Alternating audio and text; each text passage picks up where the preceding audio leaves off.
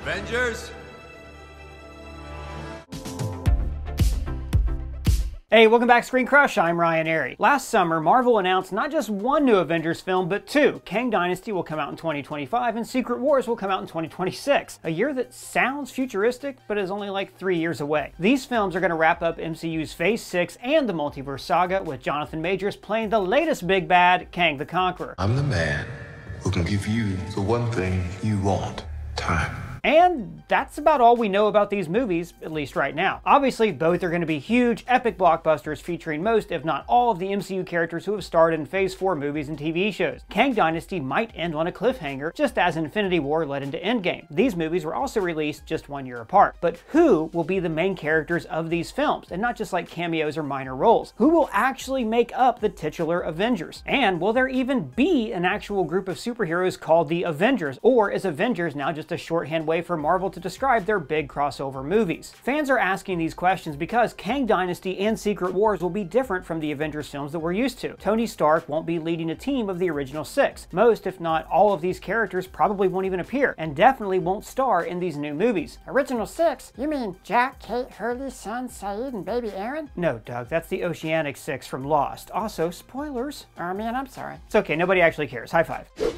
No, I mean the original 6 are of course Iron Man, Captain America, Thor, Hulk, Black Widow, and Hawkeye. They were the original team in the first Avengers film and the first sequel, Age of Ultron. They were also part of the expanded team that went back in time in Avengers Endgame. So the best thing about all of this is, wait just a second.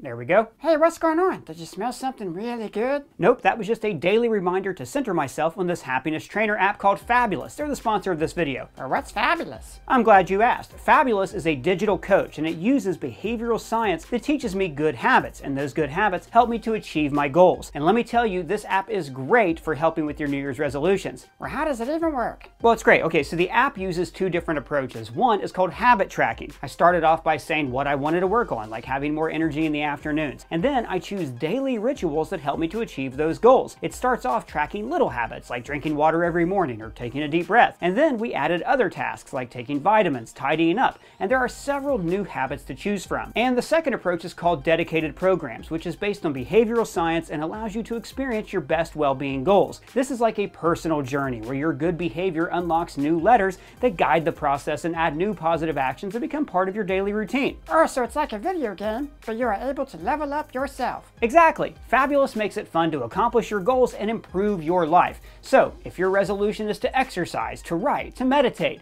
Fabulous helps you to achieve that goal. So I recommend you give it a try and start building your daily routine. The first 100 people who click the link in the description will get 25% off a Fabulous daily subscription. Now back to what I was saying. Phase 1 of the MCU was all about setting up these characters and their epic team up in the original Avengers film. Phase 4, on the other hand, was Marvel making a big push to move on from those original films and greatly expand the MCU's roster of superheroes. Vision died in Infinity War, Tony and Natasha died in Endgame, and Steve Rogers retired.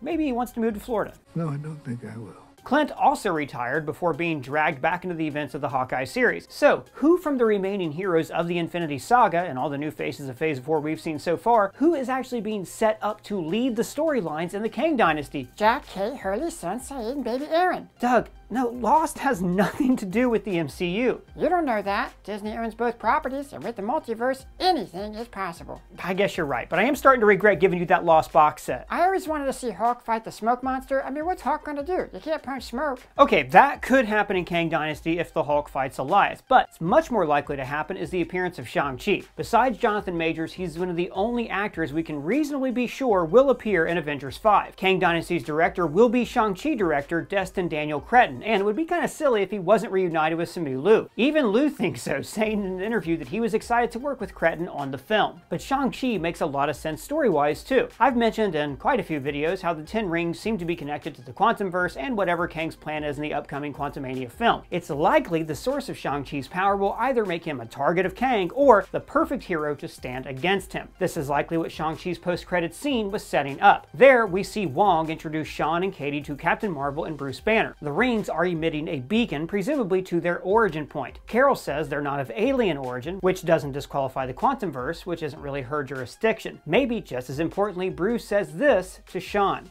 Welcome to the circus.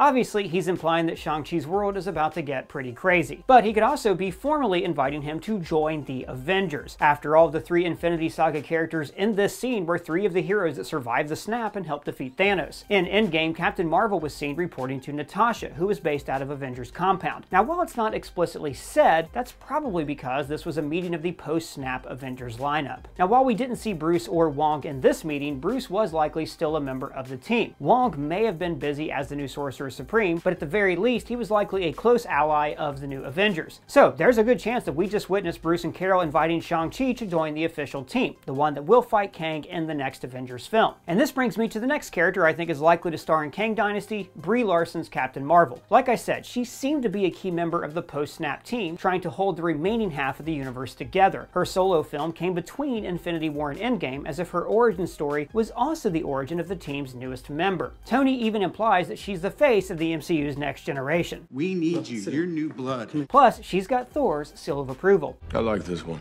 And of course, the literal name of the team comes from her call sign in the Air Force. Of course, Captain Marvel will be an Avenger. As one of the most powerful heroes in the MCU, she'll likely be drafted into the fight when Kang strikes, but don't expect her to knock him out with one punch. It would be a pretty short movie if that were the case. Likely, the power that Kang draws from the Quantumverse is probably immune or resistant to Carol's power, which is drawn from the Space Stone. Remember, the Infinity Stones have no power in the TVA, and if the TVA is in the quantum realm, and if Kang rolls over the TVA, it implies that Captain Marvel would have no power over Kang. In fact, Carol's storyline in the Kang Dynasty might focus on exactly that. She's been at the top of the superhero food chain since the mid-90s. How will she handle battling a villain immune to her abilities? She'll have to rely on her teammates, something that she's definitely not used to doing. As an Air Force pilot, she didn't need to rely on as many squad mates as the way like Marines or sailors do. She had an independent streak that clashed with her Star Force members and their leader, Jan Rog. Her character arc in Kang Dynasty might be Carol learning to work well with others in the same way that Tony had to in the original Avengers. You're not the guy to make the sacrifice play,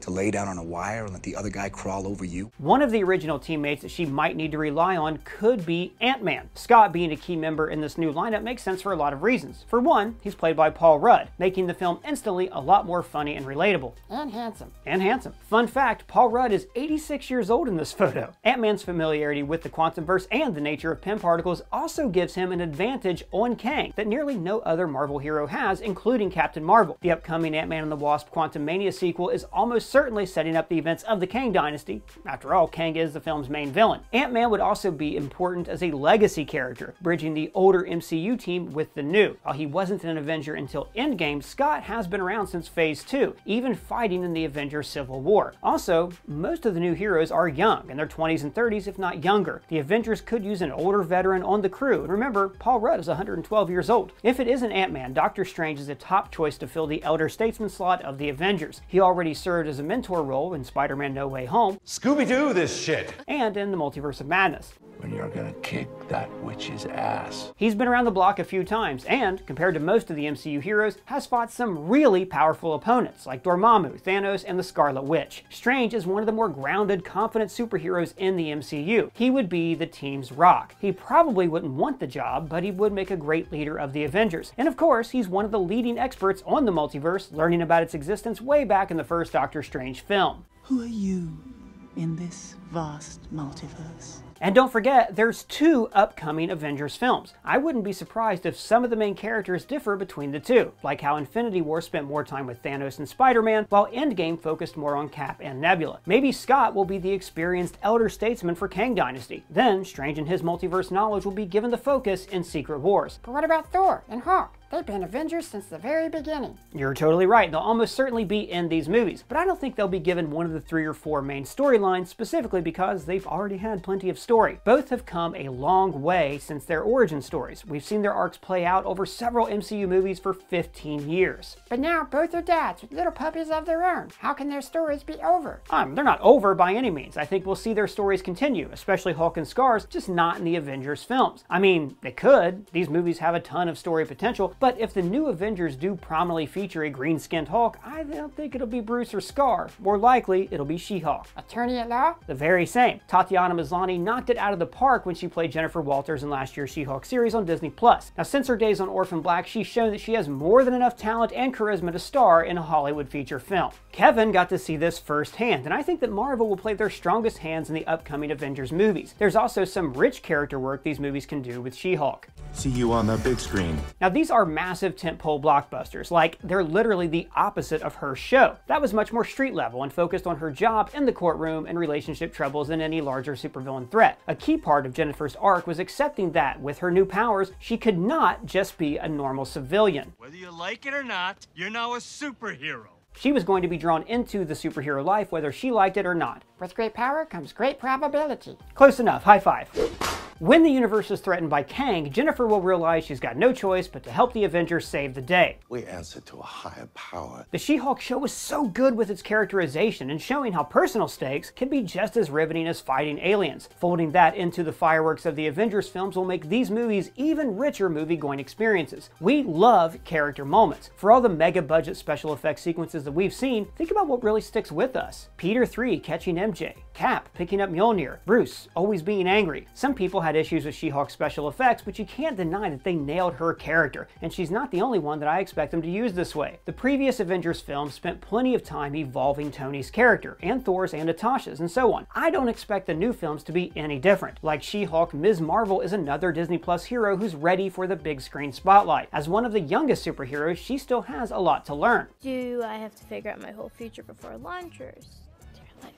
She could also serve as an audience surrogate, the fresh, wide eyes through which we see the main events. Jubilee was this character in the 1992 animated X-Men pilot, and Falcon was the audience surrogate in 2012's Avengers Assemble, and Ms. Marvel herself filled this role in the 2020 Avengers video game. That game showed that Marvel was ready to push the character to the A-list, not just in the comics, but in all media, including the MCU. Like Tatiana Maslany, Iman Vellani is tremendously charming and affable. She's fun to watch and easy to root for. There's going to be a lot of characters and madness in these two movies, and Kamala Khan can help keep the audience focused throughout them. Plus, it's not like she'd have to be forced into the plot. Her bangles, her heritage, and a lot of her powers derive from the Noor dimension, so the multiverse is key to her character. And don't forget, in the season finale, it was revealed that Kamala was actually a mutant. Like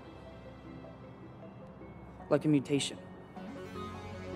Ms. Marvel is actually the perfect character to bridge the Multiverse Saga with the Mutant Saga in Phases 7 and beyond. Now, like I noted with Doctor Strange, she doesn't need to be a main character in both Avengers films. She could have a smaller role in Kang Dynasty before Captain Marvel recruits her to the team in Secret Wars. There, her story can resolve in a way that leads into or sets up the new Mutant Saga. Now, of course, these are just estimated guesses based on what we've seen so far and where we know the MCU is heading. Really, anyone can be the focus point of these movies. After all, the MCU has literally dozens of main characters. Together, these movies will probably run about 6 hours. We'll likely see appearances from Shuri's Black Panther, Loki, Bucky Barnes, War Machine, Nick Fury, Kate Bishop, Ironheart, Moon Knight, Daredevil, Wong, Cassie Lang, and Wasp, if not some of the Guardians, or the Thunderbolts, or the Eternals, and of course, your mom. Hopefully, Jeremy Renner will have recovered enough from his recent accident to make an appearance as the OG Hawkeye. And of course, there's all the timeline variants that we might see, including a Tony Stark or two. Deadpool could show up, and we might finally meet some X-Men, whether from this universe or another. Oh, and when are we getting the X-Men? The Fantastic Four will likely have a pretty big role too. Their film is set to come out right before Kang Dynasty, and Kang is actually a descendant of Reed Richards and Sue Storm. But we know so little about the MCU's take on the team that it's impossible to know exactly how they will interact with the Avengers. Fantastic Four. Didn't you guys chart in the 60s? Now, there might be some heroes who don't actually appear because their stories are headed in totally different directions. It might be too soon for occult heroes like Blade, Man-Thing, and Werewolf by Night, for example. Wanda is presumed dead, and while I expect her to return at some point, it might still be too soon. The same is true for White Vision, who's still floating around somewhere out there. Maybe they'll reunite in the Mutant Saga when Wanda finds out about her true father.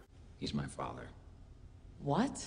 Spider-Man seems like an obvious lock for the Avengers sequels, but with Sony still owning the film rights to the character, you never know. But there's one final candidate that I think is more likely than most to not just appear, but to co-star in the next Avengers. Sam Wilson, the new Captain America. After all, how can you have an Avengers lineup without Captain America? Well, apart from when he was on the Lamb. Thank you, Captain.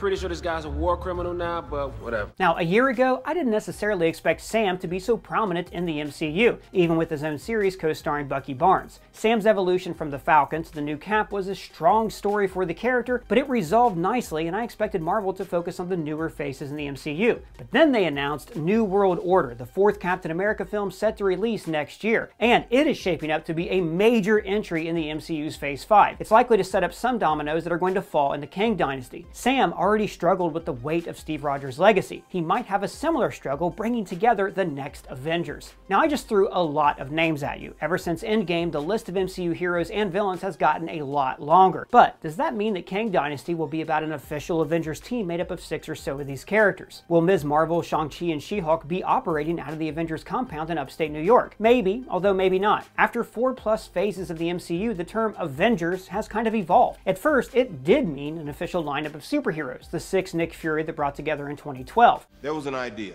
Age of Ultron expanded the roster with Wanda, Sam, Rhodey, and Vision, but Infinity War doesn't really have a literal Avengers team. Some of the characters, like Tony and Steve, don't even share a single scene together. That crossover film focused on a handful of characters and storylines spread across the universe. Tony, Doctor Strange, and the 2 Peters had one storyline going on in space. Thanos had his quest, and Gamora tried unsuccessfully to stop him. Thor, Rocket, and Groot sought a new weapon that could stop Thanos, while Cap, Natasha, and T'Challa made a last stand in Wakanda. With Infinity War, Avengers became a placeholder term for Marvel crossover. Uh-oh, I smell another cheap cartoon crossover. And given the sheer amount of characters and the various ways their stories connect to the larger Kang plot, I think it's likely we'll see a similar thing happen in Avengers 5. But maybe Secret Wars will be different. If there is a multiversal war or a battle world situation, the film really could hone in and focus on a lineup of superheroes. Endgame did this with the 10 time-traveling survivors of the Snap, and it was a much more focused story than Infinity War was. Endgame, of course, also ended with an epic battle featuring nearly every MCU hero that we'd met up until that point. And while they might not have had W2s from Nick Fury, Steve literally confirmed that all these random Marvel heroes, including Wizards, Asgardians, Space Pirates, and Gwyneth Paltrow, they were all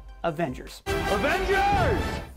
Assemble. So whether or not the characters I focused on in this video make up an actual singular Avengers team, or have separate storylines scattered across the films, Marvel has made it clear. If you fight the good fight, consider yourself an Avenger. Anyone can wear the mask. But hey, that's just what I think. Who do you think should be in the new Avengers roster? Let me know in the comments below or at me on Twitter. And if it's your first time here, please subscribe, smash that bell for alerts. For Screen Crush, I'm Ryan Airy.